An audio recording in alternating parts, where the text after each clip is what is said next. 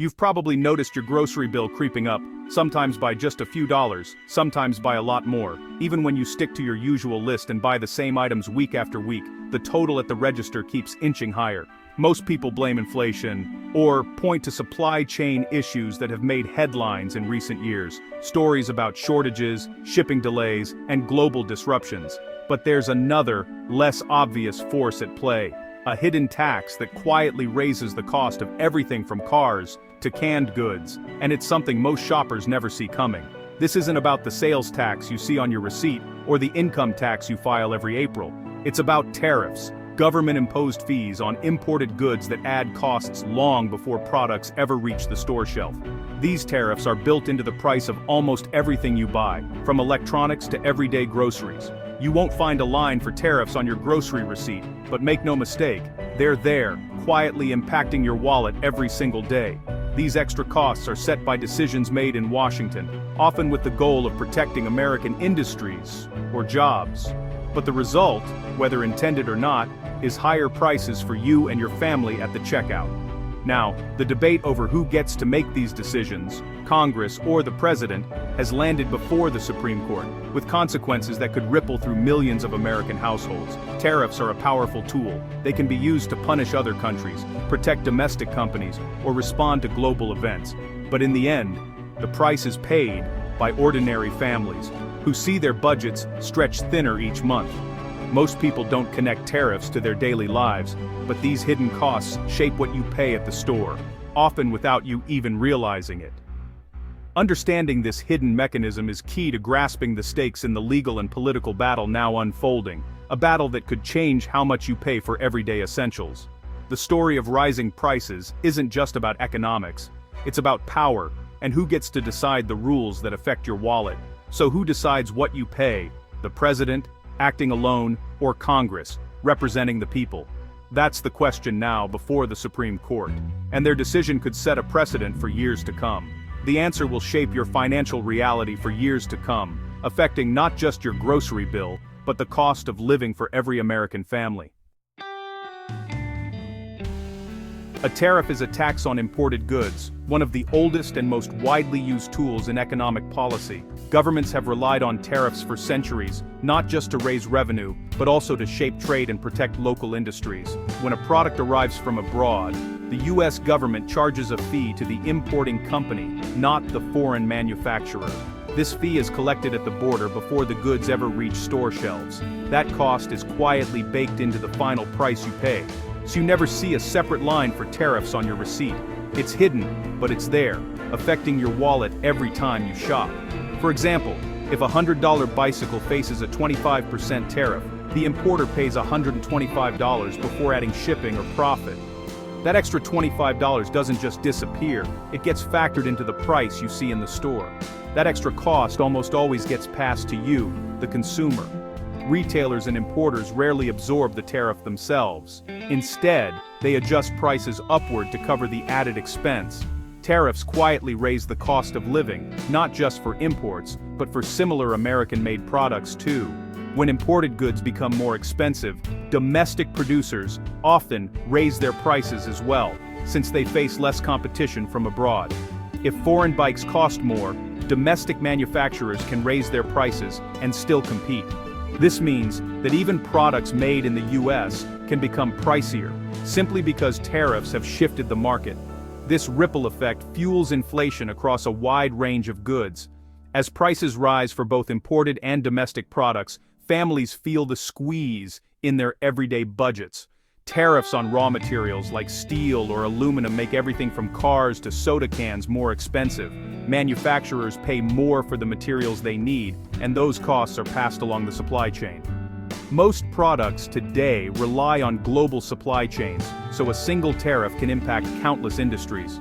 From electronics to clothing, even a small change in trade policy can have far-reaching effects. The result: higher prices everywhere, even if you never hear the word tariff at the checkout. It's an invisible force, quietly shaping the cost of almost everything you buy. It's a hidden cost, but it touches nearly every part of your daily life. Whether you're filling up your gas tank, buying groceries, or shopping for clothes, tariffs are there, woven into the fabric of the modern economy.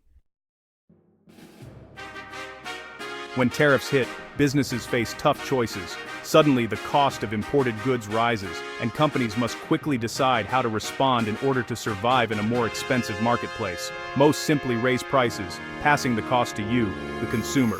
This means everyday items, from groceries to electronics, can become noticeably more expensive almost overnight.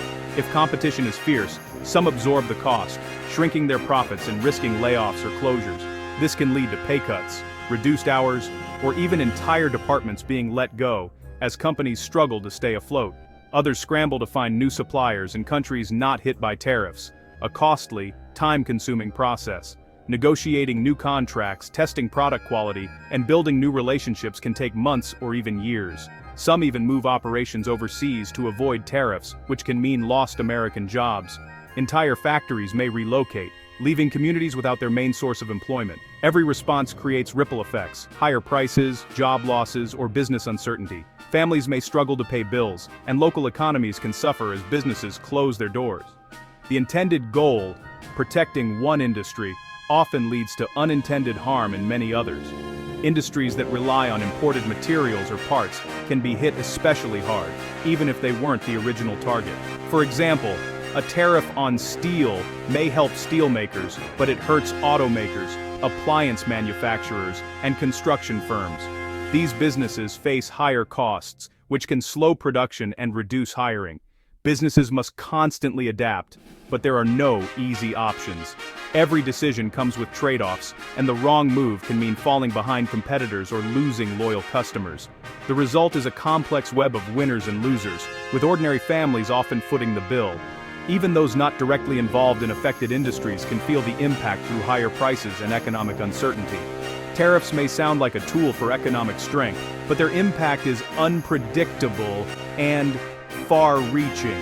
They can shake financial markets, disrupt supply chains, and change the way entire industries operate. The choices businesses make in response shape the economy and your wallet. Every adjustment, big or small, ripples out to affect jobs, prices, and the overall health of the economy. In the end, the cost of protectionism is paid by everyone, whether through lost jobs, higher prices, or a less stable economy. Today, the economic consequences of tariffs have erupted into a Supreme Court battle. The case, American Institute for International Steel versus United States, asks, can the president impose tariffs in the name of national security without Congress? Section 232 tariffs on steel and aluminum were justified as protecting military needs, but critics say it's economic protectionism in disguise.